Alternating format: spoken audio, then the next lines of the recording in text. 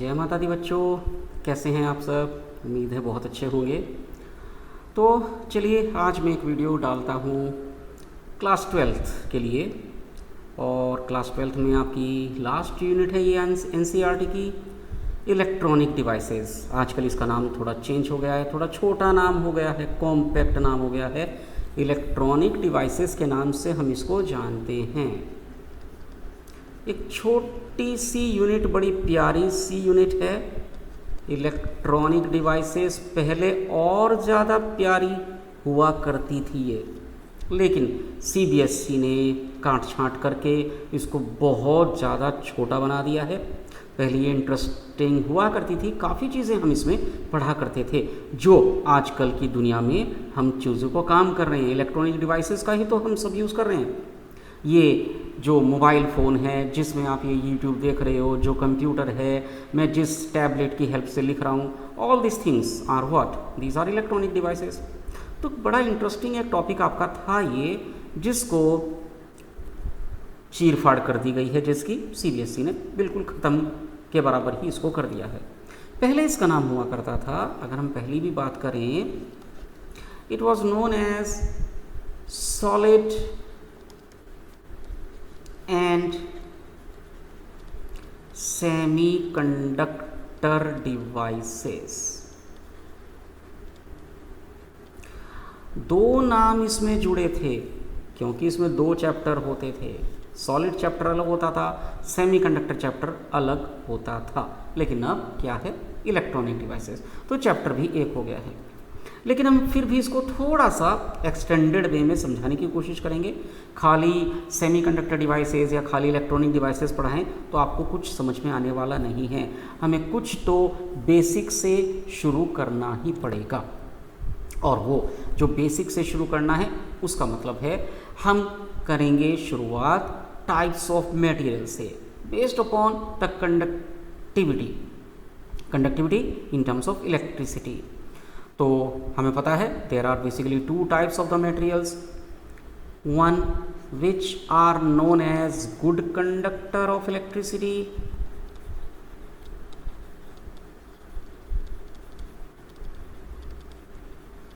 and others which are known as bad conductors. And these bad conductors are also known as insulators of electricity. But there is one more type, one more kind of material which are known as semiconductor material. Means कभी तो ये conductivity show करते हैं, कभी ये conductivity show नहीं भी कर सकते हैं। कुछ कंडीशंस होती हैं इनकी कि ये कब कंडक्टिविटी शो करेंगे, कब कंडक्टिविटी शो नहीं करेंगे। तो चलिए, तो सेमीकंडक्टर को समझाने से पहले हम कुछ टर्म्स की बात करते हैं, कुछ पुरानी टर्म्स, कुछ केमिस्ट्री से रिलेटेड टर्म्स जो आपने पढ़ी होंगी। तो सबसे पहली मैं बात करना चाहूँगा आप लोगों के साथ, और वो है इलेक्ट्रॉनिक कॉन्फ़िगरेशन।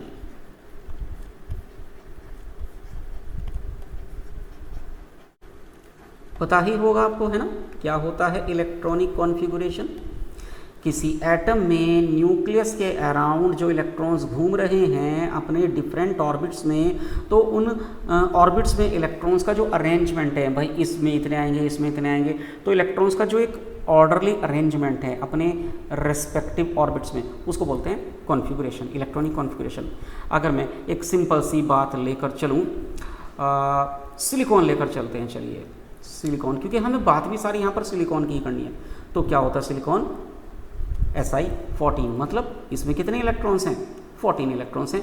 तो हम उनको क्या, उनका कॉन्फ़िगरेशन हम कर सकते हैं, तो that will be given as 2 8 4। सबसे पहला बेसिक सा कॉन्फ़िगरेशन, फर्स्ट ऑर्बिट में 2 इलेक्ट्रॉन्स, सेकंड ऑर्बिट में 8 इलेक्ट्रॉन्स, लास्ट ऑर्बिट में 4 इलेक्ट्रॉन्स। हम इनको फिर फर्दर SPDF में भी ब्रेक कर सकते हैं। तो हम क्या बोल सकते हैं, this is 1s2, then this is 2s2 and 2p6, है ना।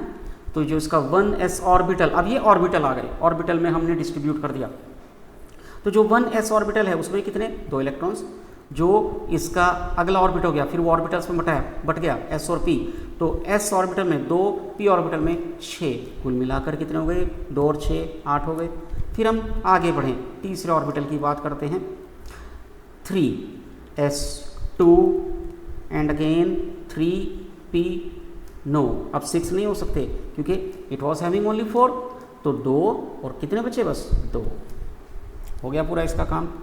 एक और तरीका है, हम इसको दिखा सकते हैं, वो क्या है, वो जो बॉक्स से बनते हैं, केमिस्ट्री आपको ज़्यादा आती है, मुझे नहीं आती है इतनी केमिस्ट्री, तो बॉक्सेस की फॉर्म में हम कैसे दिखाते हैं, ये देखिए, ये आपका हो गया 1s, तो कितने इलेक्ट्रॉन्स हैं, 2, पेयरिंग पता है ना, तो पेयर्ड इलेक्ट्रॉन्स हैं 1s के अंदर।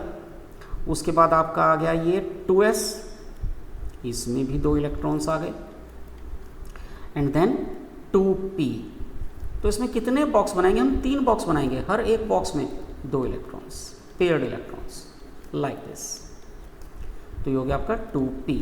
और उसके बाद हम आएंगे फिर थर्ड ऑर्बिट के ऑर्बिटल्स में, ये आपका हो जाएगा 3s दिस, एंड देन अब यहाँ आप मुझसे एग्री नहीं करेंगे जो मैं आपको बात बताने जा रहा हूँ, तो अब ये रहेगा 3p, कितने हैं, 2, 3p, सही नहीं है, क्या कहा, नहीं मैं तो कह रहा हूँ सही है बिल्कुल, आप क्या कह रहे हो, अच्छा सिंगल सिंगल ऑक्यूपाई होना चाहिए, केमिस्ट्री में पढ़ा है आपने कि पहले सिंगली ऑक्यूपाई होता है, उसके बाद फिर कपलिंग शुरू होती है ना, मैं नहीं मानता भाई, फिजिक्स में तो मैं आपको यही बताऊंगा।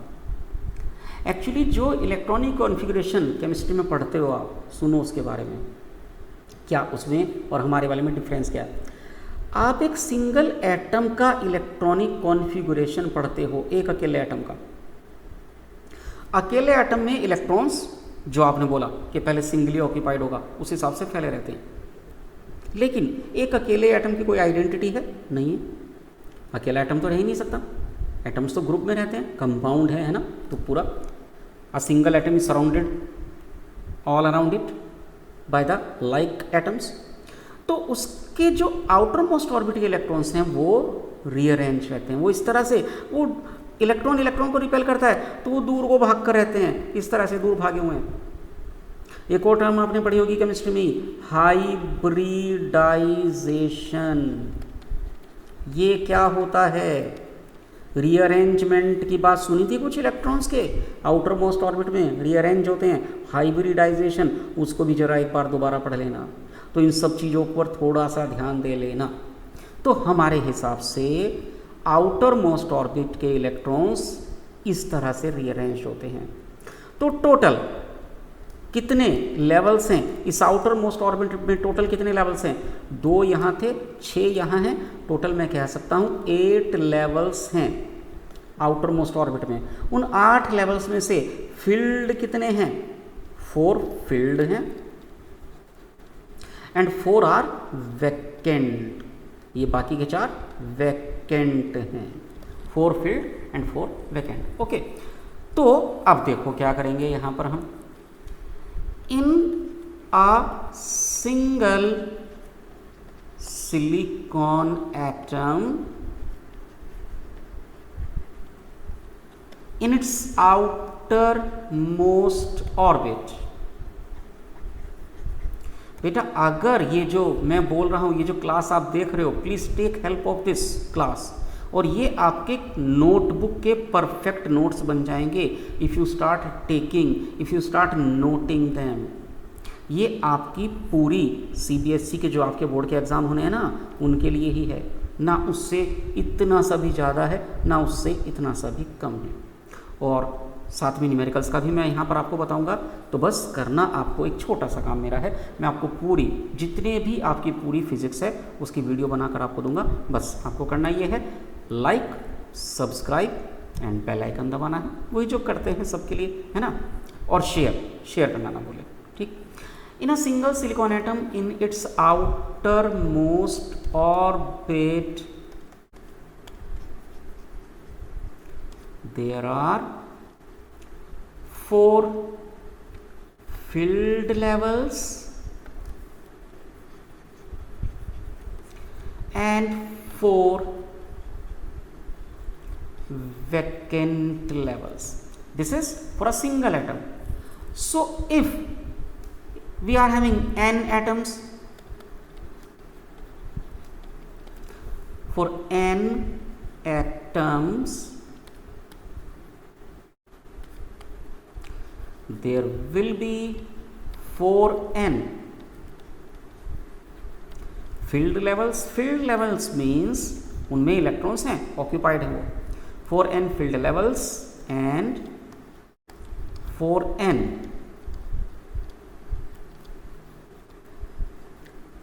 Vacant levels. वैकेंट जिनमें कोई इलेक्ट्रॉन नहीं है. अब देखो हम उन फील्ड और वैकेंट लेवल्स को किस नाम से यहाँ पढ़ते हैं.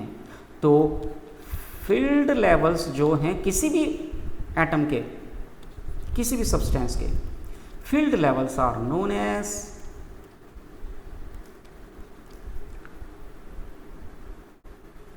Valence band.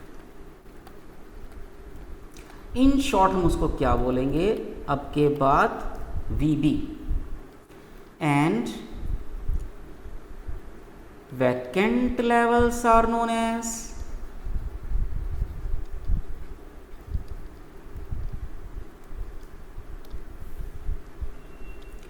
Conduction band. ये बड़ी इंपॉर्टेंट चीज है. These will be known as conduction band, means CB. अब इनको कंडक्शन बैंड क्यों नाम दिया, तो सुनो बेटा. If electron find it easy to come here और टू कम हेयर, तो क्या हुआ, उसका न्यूक्लियस से डिस्टेंस बढ़ गया ना, उसकी दूरी न्यूक्लियस से बढ़ गई. न्यूक्लियस से दूरी बढ़ गई तो उसका फोर्स, न्यूक्लियस से जो उसका अट्रैक्शन है वो घट गया. उसका न्यूक्लियस से अट्रैक्शन घट गया तो क्या हुआ, अब वो वीकली बाउंड हो गया. वीकली बाउंड हो गया मीन्स इट में बी फ्री, इट में गेट फ्री. अगर वो फ्री हो गया it will be available for the conductivity, for the conduction of electricity. इसलिए हम उस लेवल को बोलते हैं कंडक्शन बैंड, क्योंकि इलेक्ट्रॉन यदि वहां आ गया तो it will become free. Okay, तो इस बात को लिख भी देते हैं, ये पूछी जा सकती है. कंडक्शन बैंड क्यों कहते हैं, because the electrons, if they are available in CB, means conduction band, are these electrons are responsible for the conduction of electricity. ये रीजन है उसका. ठीक, तो बेटा अब इस कॉन्सेप्ट के ऊपर बेस्ड हमारा इंपॉर्टेंट टॉपिक अब शुरू हो जाता है, वो है एनर्जी बैंड डायग्राम. हेडिंग हमारी आ जाती है एनर्जी बैंड डायग्राम्स. तो मैंने बताया था ना आपको कि 3 तरह के मटेरियल्स होते हैं हमारे, कंडक्टर्स और इंसुलेटर्स और सेमीकंडक्टर्स. तो तीनों के एनर्जी बैंड डायग्राम अलग अलग बनेंगे. तो 3 मार्क्स में ये क्वेश्चन आ सकता है बेटा, तो 1 मार्क फॉर ईच. तो शुरुआत होती है energy band diagram of conductors और वी कैन से मेटल्स. बेटा मेटल्स कितनी तरह की होती हैं, केमिस्ट्री का फिर से हमारा टॉपिक आ जाता है. 2 तरह की मेटल्स होती हैं, एल्कली मेटल्स और एल्कलाइन अर्थ मेटल्स. तो एनर्जी बैंड डायग्राम भी दोनों के अलग अलग. तो पहले की मैं बात कर रहा हूँ एल्कली मेटल्स की.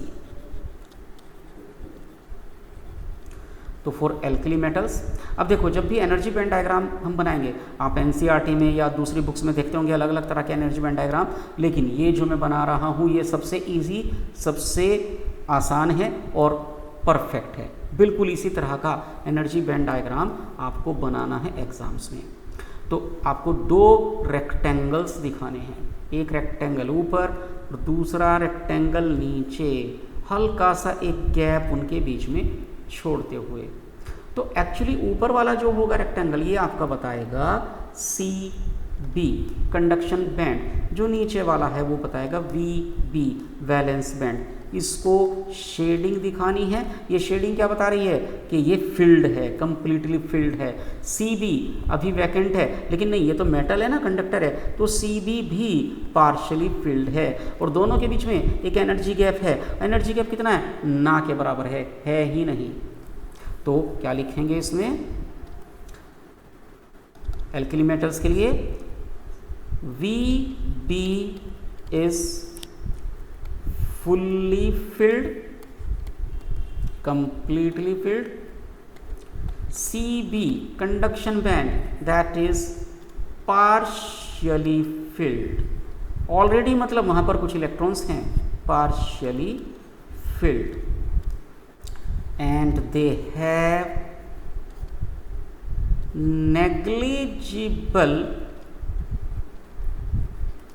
energy gap between them.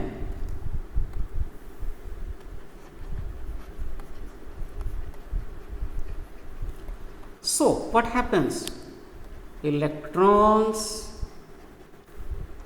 of VB valence band के electrons of VB find it easy to jump to the conduction band, and that's why it is a good conductor of electricity. So it is a good conductor of electricity. Okay ठीक है बेटा। तो चलिए अब मैंने दूसरी metal कौन सी बताई थी, दूसरी टाइप क्या बताई थी, एल्कलाइन अर्थ मेटल। तो ये था एल्कली मेटल्स के लिए। सेकंड की बात करते हैं, alkaline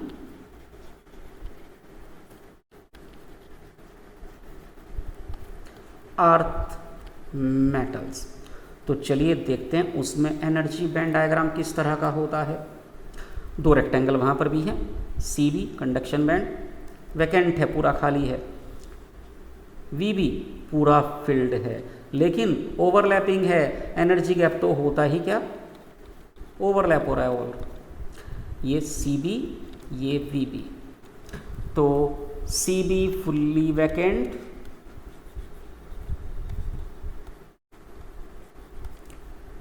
VB fully filled,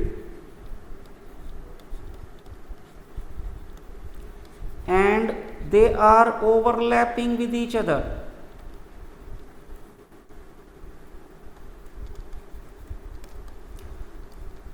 So again what happens, again electrons will find it easy to jump to the conduction band, again good conductor।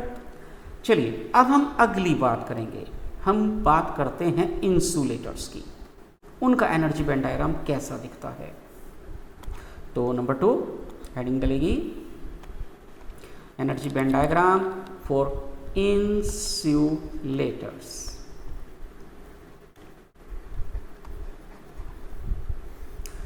तो बेटा जी उसमें भी रेक्टेंगल तो दो ही बनने हैं।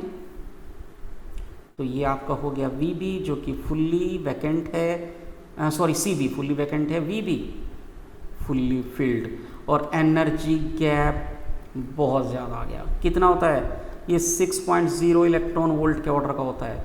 तो CB fully vacant, VB fully filled, और एनर्जी गैप इतना ज़्यादा कि electrons can not overcome it. CB fully vacant, एक सिंगल इलेक्ट्रॉन भी वहाँ पॉसिबल नहीं है, नहीं पहुँच सकता। VB fully filled and energy gap that is 6.0 electron volt, means this may also be known as forbidden.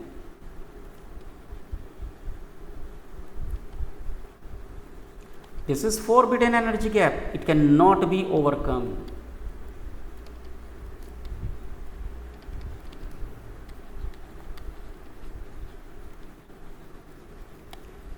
By the electrons. So electrons cannot shift from VB to CB। Electron valence band से conduction band में नहीं जा सकता, मतलब नहीं जा सकता, तो कंडक्टिविटी का मतलब ही नहीं है। ठीक बात। तीसरा हमारा आता है सेमी कंडक्टर्स। ये क्या चीज़ हैं? तो मेन तो हमें इन्हीं को इंट्रोड्यूस करना था। तो तीसरा आपका आता है semi conductors, energy band diagrams of the semi conductor. चलिए देखते हैं क्या है वो। उसमें भी हमारे दो रेक्टेंगल, दो एनर्जी लेवल बनेंगे। पहला आपका हो गया कंडक्शन बैंड, दूसरा आपका हो गया वैलेंस बैंड, नीचे वाला। So this is CB, this is VB fully filled, CB fully vacant, लेकिन एनर्जी गैप वो कम है, 1.1 इलेक्ट्रॉन वोल्ट है। सो एट रूम टेम्परेचर पर ही कुछ इलेक्ट्रॉन्स जंप मार सकते हैं, इट इज पॉसिबल। तो CB fully vacant, VB fully filled, and EG energy gap, that is 1.1 electron volt, which few electrons